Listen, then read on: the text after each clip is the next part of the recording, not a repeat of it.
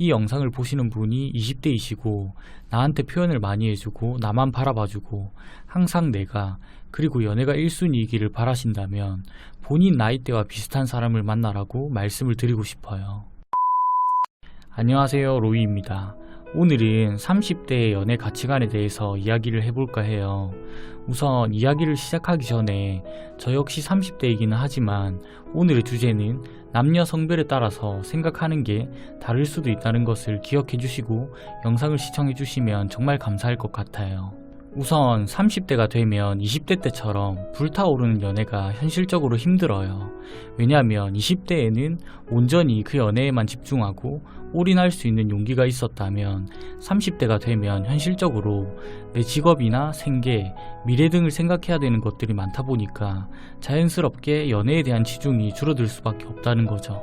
실제로 20대 분과 30대 분이 연애를 할 때 20대 분들이 가장 많이 섭섭해하는 이유가 여기에 있지 않을까 생각을 해요. 그리고 30대가 되면서 가장 크게 느낀 점은 우리가 연애를 시작하기 전에 썸이란 걸 타잖아요. 그리고 그 썸을 탈 때 상대방의 마음을 얻기 위해서 감정적인 부분, 시간적인 부분, 금전적인 부분, 그 외 여러 가지들을 투자해서 그 사람과 연인관계로 발전하기 위해서 많은 노력을 하잖아요. 근데 30대의 입장에서 정말 솔직하게 말씀을 드리면 상대방을 내 사람으로 만들기 위해서 거쳐야 하는 그 과정들이 정말 귀찮게 느껴져요. 연애 자체가 귀찮다고 말씀을 드리는 것이 아니라 썸을 탈 때 투자해야 하는 여러 부분들이 귀찮게 느껴진다는 거예요. 그렇다 보니 어떤 분들은 이 단계를 뛰어넘고 바로 연애를 시작하는 게 가능했으면 좋겠다고도 말씀하시더라고요. 그래서 제가 왜 이렇게 생각을 하는지에 대해서 진지하게 고민을 해봤는데 처음에 말씀드렸던 것처럼 내가 다른 것들을 신경 써야 한다는 이유도 있지만 더 큰 이유는 내가 전부 겪어봤기 때문이라는 거예요. 어떤 느낌이냐면 우리가 아무리 재미있는 게임을 해도 같은 스테이지를 계속 반복해서 하면 지루하고 흥미가 떨어지는 것처럼 20대 때 연애에 다양한 사람들을 만나서 많은 에너지를 쏟아붓고 이별도 여러 번 경험을 해봤다 보니까 예전이랑 별반 다를 게 없겠지라는 생각을 가지게 되는 것 같아요.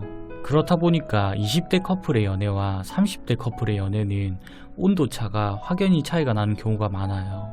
실제로 30대가 되면 20대 때는 그렇게 별거 아닌 거에도 예민하게 굴고 터치를 하던 것들도 30대가 되면 그럴 수도 있지, 이런 식으로 생각을 하게 되는 것 같아요. 그리고 이건 실제로 제가 상담을 진행하면서 느낀 부분인데 제가 이때까지 설명드렸던 부분은 나이가 들면 들수록 더더욱 심해지는 경우가 많아요. 왜냐하면 사람은 나이가 들면 들수록 자연스럽게 가치관이라는 것 자체가 성숙해지다 보니까 어렸을 때처럼 순수한 연애가 힘들어진다는 거예요. 그렇다 보니 나이가 들수록 서로를 구속하는 연애보다는 서로를 적당히 풀어놓는 편안한 연애를 원하시는 것 같아요. 물론 여기에 신뢰와 믿음은 전제로 깔려 있어요. 그리고 지금은 옛날처럼 장가 못 가고 시집 못 간다고 눈치 보는 시대가 아니기 때문에 더더욱 이런 성향이 강해지는 것 같아요. 그래서 저는 개인적으로 이 영상을 보시는 분이 20대이시고 나한테 표현을 많이 해주고 나만 바라봐주고 항상 내가 그리고 연애가 1순위이기를 바라신다면 본인 나이대와 비슷한 사람을 만나라고 말씀을 드리고 싶어요. 결국 연애라는 건 서로의 가치관이 어느 정도 맞아야 관계 유지가 가능한데 시작부터 이렇게 가치관의 갭 차이가 크면 한쪽이 그 연애에서 방치되는 경우가 많아요. 오늘의 이야기는 지극히 제 개인적인 주관이기 때문에 얼마나 많은 분들이 공감하실지는 모르겠지만 부디 오늘의 제 이야기가 여러분들에게 조금이나마 도움이 되셨으면 좋겠습니다.